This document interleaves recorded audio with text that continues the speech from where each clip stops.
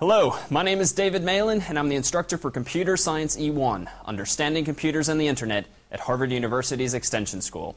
You're watching one of our videos of the week. For more such videos or information about this course, visit us on the web at computerscience1.org. Enjoy the show.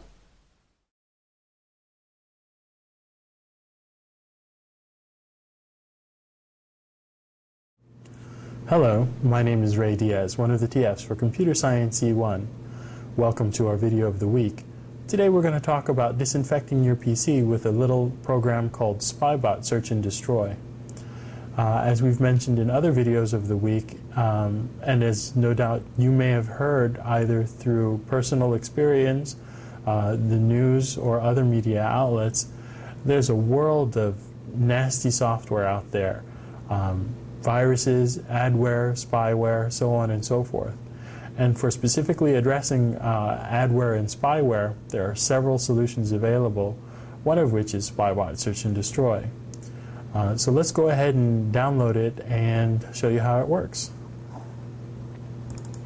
You can get the software from download.com, or you can go to the publisher's website. Either way is just fine.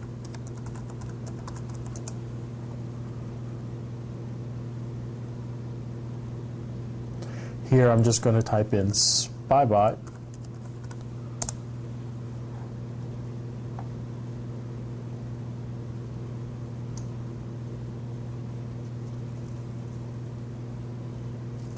And then click on the Download Now button.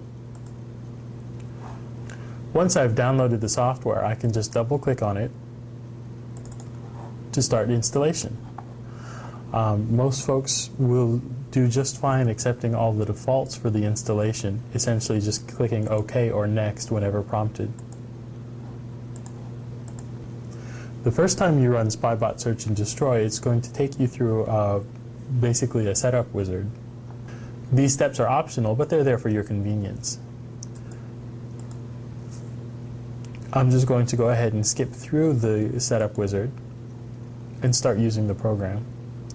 As with other software that wants to disinfect or protect you from software nasties, like virus protection programs, Spybot has an option to search for updates. This just keeps you current with the latest and greatest threats out there.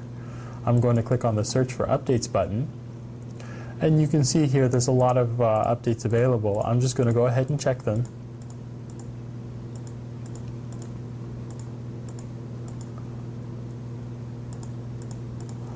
And go ahead and click the Download Updates button. This only takes a few minutes, despite the fact that there's a litany of things to check off. Once everything has been updated, you can continue.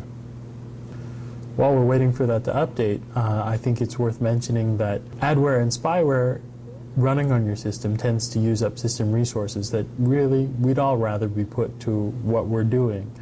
One wouldn't particularly want to have adware running and using up RAM or CPU cycles that I could be better putting toward editing my Word document or watching a movie or whatever it is I want to do with my computer, rather than being fed pop-up ads.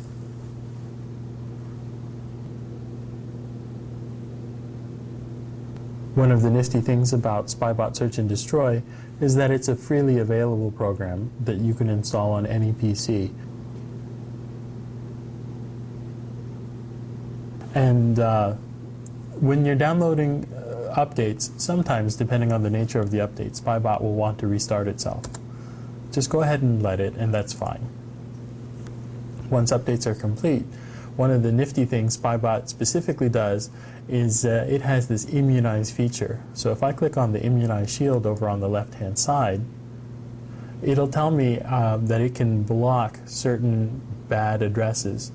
What this means is it will prevent certain things from happening in Internet Explorer should you visit a known page that has that will try to install adware or spyware on your machine. So I'll just go up here and click on the Immunize button. And it's as simple as that. If I want to scan for malware on my computer, I can just click on the Search and Destroy button in the left-hand side, and then click on Check for Problems. It'll tell me that the scan is in progress, and there's a progress bar down at the bottom to let you know how far it's gotten.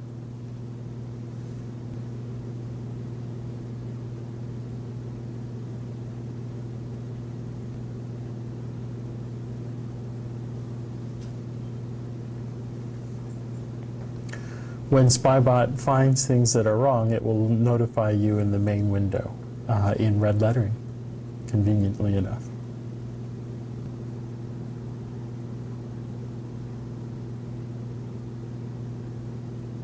So once Search and Destroy has finished scanning your PC, like I said, it gives you a brief summary of what it has found in the main window. If you have any questions about what it's found, you can click on the item in question and it'll give you some more information, sometimes giving you a nice little icon over on the right hand side to give you an idea of what type of threat you've got. So here we have some examples of tracking cookies and registry entries. If you decide that these are things that in fact you do not want to have on your PC, just leave them checked and click on the Fix Selected Problems button. It gives you a warning that you're about to remove some stuff, but that's what you wanted to do. So I'm going to go ahead and click Yes, and it lets you know if it fixed the problem. Sometimes if something is running that's particularly nasty, Spybot might prompt you to reboot your system after it's done doing its thing.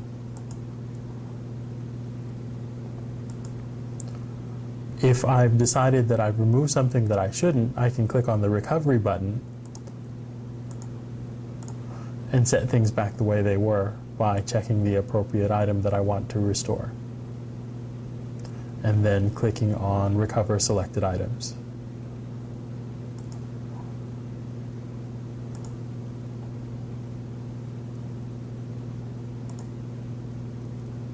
And that's one way to keep your computer clean and free from adware and spyware using Spybot Search and Destroy. Thank you for watching our video of the week.